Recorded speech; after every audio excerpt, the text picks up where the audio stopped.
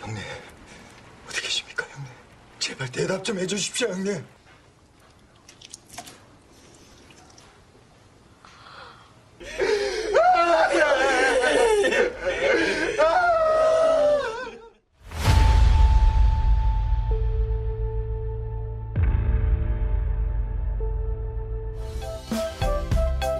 Halo Celengers, kembali lagi bersama Mimin yang ganteng ini di Celengan Film pastinya. Ada yang menarik nih, kalian bisa banget sawer Mimin di fitur Super Thanks. Begini caranya. Nanti yang udah sawer dan komen Mimin akan masukin di video berikutnya. Dan tentunya akan Mimin pin komentar kalian semua. Pokoknya komen opo ae lah, sik penting gayeng. Terima kasih Celengers. Oke, kali ini Mimin akan menceritakan alur film yang berjudul My Wife is Gangster kedua yang dirilis pada tahun 2003. Film ini melanjutkan My Wife is a Gangster 1 tentang wakil bos gangster bernama Engine yang terpaksa menikah. Di film keduanya, Engine dikisahkan mengalami kekalahan yang membuat hidupnya berubah 180 derajat. Daripada kelamaan, yuk markiton. Mari kita menonton. Pada awal film, kita diperlihatkan geng gunting yang dipimpin Engine bertarung dengan gangster lain. Engine menampilkan adegan penuh aksi melawan musuh-musuhnya. Akan tetapi, dalam pertarungan ini, Engine mengalami kejadian buruk saat ia terlempar dari atap gedung. Engine pun jatuh ke dalam truk pengangkut ayam. Namun, truk itu malah ngepot sampai akhirnya Engine terlempar ke jalanan. Sekuat-kuatnya bos gangster, ia tetap manusia biasa. Begitu juga Engine yang tidak sadarkan diri setelah terhempas sana-sini. Kebetulan malam itu ada pria bernama Jae-chul yang menemukan Engine. Jae-chul terlihat mengangkat telepon Engine, tapi ia malah membuangnya selagi Engine belum bisa diajak bicara saat ini.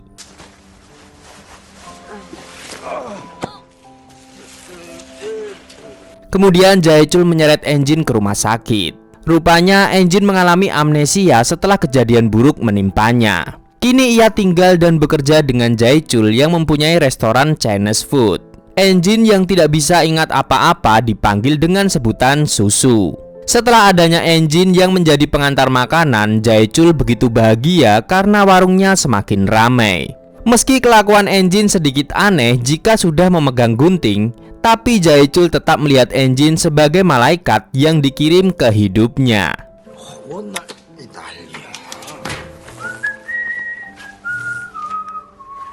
Saking tidak maunya Engine pergi, Jae-chul ingin menghamili Engine. Eits, tapi jangan coba macam-macam ya dengan bos gangster satu ini jika tidak mau berakhir babak belur.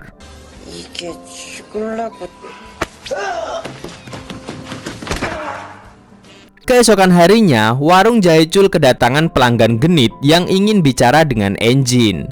Ternyata ia menyampaikan rencana pembangunan Mall West Village yang membuat area pertokoan akan diratakan. Engine merasa kesal dengan perlakuan mesum si bapak, lalu menyuruhnya bicara langsung pada Jae-chul yang menjadi bosnya.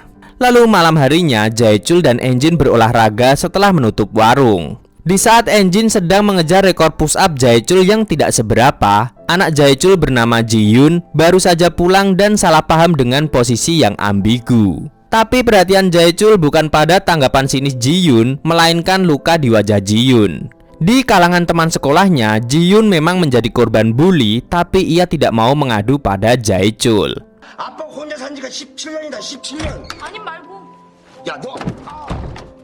Hari-hari Engine bekerja di warung Jae-chul benar-benar sangat mengagumkan. Ia mengendarai motor dengan skill dewa yang membuat orang jantungan. Sampai keberaniannya menggertak gangster yang tidak mau membayar. Sedangkan Jae-chul tidak berani melakukan itu demi keamanan bisnisnya.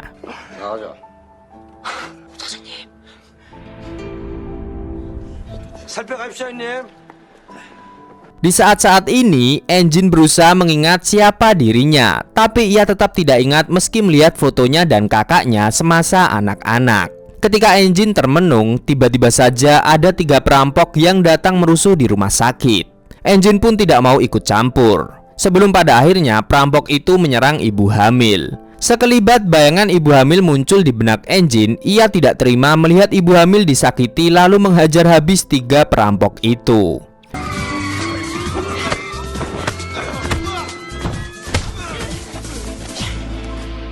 Diam-diam aksinya ini tertangkap oleh CCTV. Setelah perkelahian tadi, Engine merasa menemukan dirinya yang asli. Engine seperti dalam sirkus yang bisa meroda dan punya tenaga ekstra.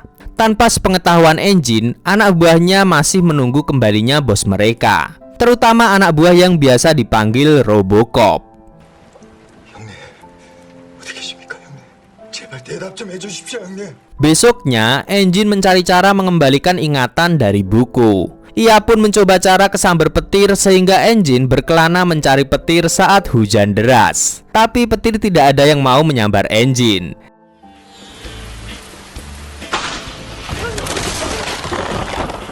Selain itu, Engine kini tidak ragu untuk bertarung melawan para pria kurang ajar yang menindas wanita. Hal ini membuat Jae-chul merasa curiga dan juga takut Engine akan pergi darinya. Dan Engine mengatakan tekad jujurnya yang ingin kembali ingat siapa dirinya sebenarnya. Jae-chul merasa ini bahaya. Ia pun bermaksud melamar Engine saat itu juga, tapi sayangnya Engine lebih dulu teler.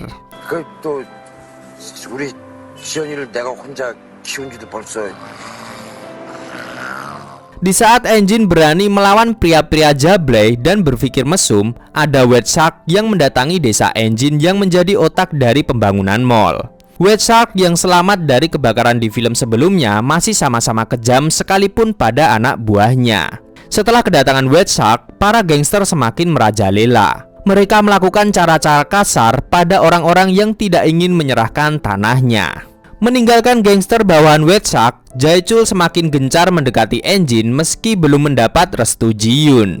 Sementara Engine masih mencari identitasnya sampai mendatangi tukang hipnoterapi. Pada alam bawah sadarnya, Engine melihat gunting dan darah sehingga hipnoterapis menyimpulkan masa lalunya seorang perawat. Semakin dipancing justru semakin brutal bayangan yang muncul dalam alam bawah sadar Engine sampai akhirnya hipnoterapis menyerah. Kemudian pada suatu malam Ji-yoon dikeroyok teman sekolahnya. Anak sekolah bukannya mengerjakan PR, malah tidak ada takut-takutnya membuli teman sendiri. Tapi untungnya saja ada Engine yang memberi mereka pelajaran.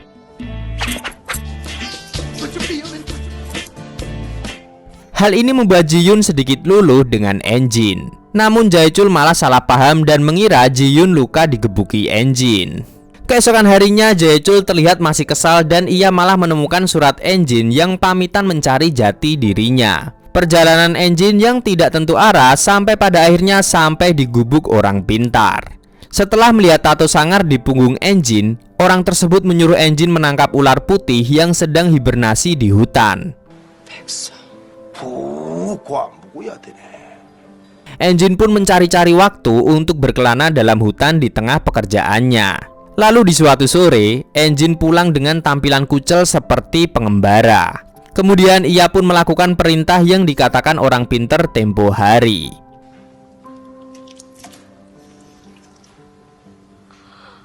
Hari pun berganti. Engine kini malah menjadi orang yang dicari polisi. Tetangga warungnya menutupi keberadaan Engine. Wanita pemilik salon bergegas menyuruh Engine kabur karena sekarang ia menjadi buronan. Jelas saja Engine menjadi keblinger karena seingatnya ia tidak melakukan kejahatan. Orang-orang pun berusaha mengalihkan perhatian polisi selagi Engine melarikan diri. Tapi ternyata mereka salah paham karena polisi mencari Engine untuk diberi penghargaan setelah aksinya menangkap perampok. 그래서 용감한 시민상을 받겠다 이거죠. Langsung saja polisi mengejar Engine yang kebut-kebutan. Selanjutnya, kepolisian memberi penghargaan untuk Engine sampai menjulukinya pahlawan wanita. Engine pun juga berpidato singkat berisi kebenciannya pada pria yang kurang ajar ke wanita dan juga para gangster yang membuat masyarakat jadi resah. Di kesempatan ini, mereka bersatu melawan para gangster yang mau merebut tanah menjadi mall lalu mengangkat Engine sebagai presiden Persatuan Masyarakat Melawan. 이분을 상인회장으로 추대합시다. Tidak jauh dari keramaian, White Shark memantau kebangkitan rakyat dan meminta anak buahnya membawa sosok wanita yang dipuja-puja itu. Saat Engine mengantar pesanan ke markas White Shark, ia langsung mengenali Engine sebagai bos gangster yang pernah mengalahkannya. Tanpa basa-basi lagi, White Shark memerintahkan anak buahnya untuk membunuh Engine. Mereka bahkan berlatih simulasi membunuh Engine. 야, 넌 한번 죽어봐라. 예. Tak perlu menunggu lama, besoknya anak buah White Shark langsung menguntit Engine. Berbagai cara ia lakukan, tapi belum ada celah untuk membunuh target. Yang ada malah ia terlihat seperti orang kurang waras di mata Engine. Belum selesai keheranan Engine dengan orang-orang baru di dekatnya, kini ketambahan sosok Sherry yang seksi menggoda sampai orang-orang salah fokus dibuatnya. Ia mendatangi tempat Engine bekerja dan memesan makanan. Di saat itu ada dua pelanggan, satunya fans berat Engine dan satunya lagi anak buah White Shark. Setelah menghidangkan makanan, Engine membaca novel keras-keras. Namun anak buah White Shark malah salah paham, dikira ia sudah ketahuan. 돈 내고 가셔야죠. 4,000원인데요. Selepas kepergian gangster White Shark, Sherry langsung beraksi. Ia bertingkah manja kepalang genit seperti yang dulu pernah ia ajarkan saat Engine mencari jodoh. Namun Engine tidak mengenal Sherry karena ingatannya belum sepenuhnya kembali. Tidak berhenti usaha, Sherry pun melakukan hal lebih ekstrim seperti ajarannya saat merangsang pria. Bukannya ingat, ujungnya Sherry kena tonjok. Sherry pun pergi dengan sempoyongan sambil memegangi hidungnya. Tapi ia malah bertabrakan yang membuatnya terjatuh. Rupanya penampakan dalaman Sherry membuat orang-orang salah fokus. Seperti halnya anak buah White Shark tertabrak pengendara motor yang juga meleng.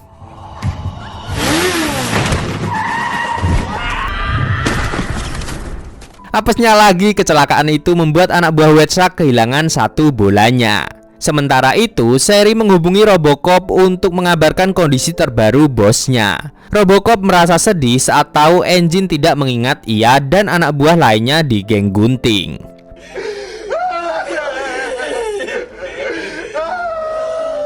Besok harinya, Robocop dan yang lainnya datang ke tempat kerja Engine dan berlutut memohon Engine kembali. Mereka juga memberikan foto-foto saat Engine memimpin geng gunting. Hal ini rupanya membuat orang-orang berbalik membenci Engine karena ia juga seorang gangster dan bahkan menjadi bosnya. Tak terkecuali Jae-chul dan Ji-yoon yang jadi korban bulian. Engine dan Ji-yoon terlibat perkelahian sampai Ji-yoon mau melompat dari atap. Namun Engine sigap menolongnya meskipun berakhir ia yang terlempar ke jalanan. Dan ternyata benturan itu membuat ingatan Engine kembali.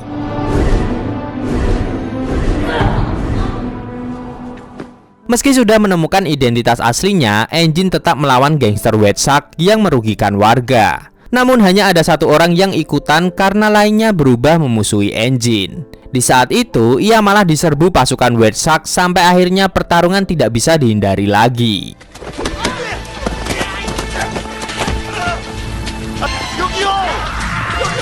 Ketika posisinya terjepit, ia melompat ke dalam mobil lalu kembali ke markas geng gunting. Setelah kepergian Engine, geng White Shark mengancam Jae-chul. Mereka meminta Jae-chul membantunya jika tidak mau Ji-yoon dalam bahaya. Sejujurnya, Jae-chul susah mengkhianati Engine. Namun setelah dipikir-pikir, Engine bukan siapa-siapanya. Akhirnya ia pun sepakat bekerja sama dengan White Shark. Kemudian White Shark menculik Ji-yoon agar Engine bisa datang menghampirinya. 무슨 일입니까, 형님? 백상호가 지연을 납치했다. 지선호. Engine pun datang sendirian disambut pasukan White Shark. Setelah Engine masuk perangkap, Ji-yoon dilepas begitu saja dijemput Jae-chul. Hal ini membuat Ji-yoon merasa marah karena ayahnya bekerja sama dengan White Shark. 왜 그랬어? 분양권 때문이야? 언니는 날 구하려고 여기까지 왔는데. Sementara itu, sajian utama sudah menanti White Shark. Engine tampil solo melawan serangan dari berbagai sisi.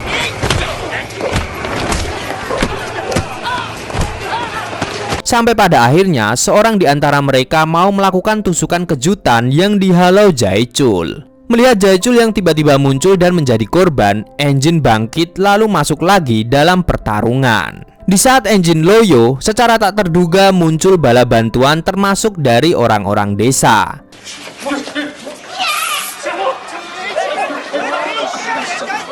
Sedangkan di luar ada Robocop yang sudah menunggu White Shark. Saat Robocop dalam bahaya, Engine sudah keluar dan menendang White Shark. Ia hampir membunuh musuhnya, tapi kemudian hanya bisa pergi meninggalkan semuanya.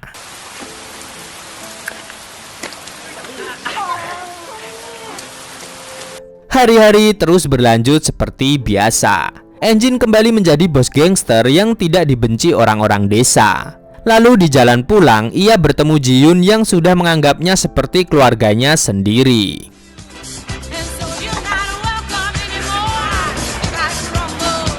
Selepas meninggalkan desa, Engine siap beraksi di petualangan selanjutnya melawan bos gangster wanita dari Cina. Dan film pun tamat. Eits, pantun dulu. Jalan-jalan ke pasar Klewer. Yuk guys, monggo disawer. Asik.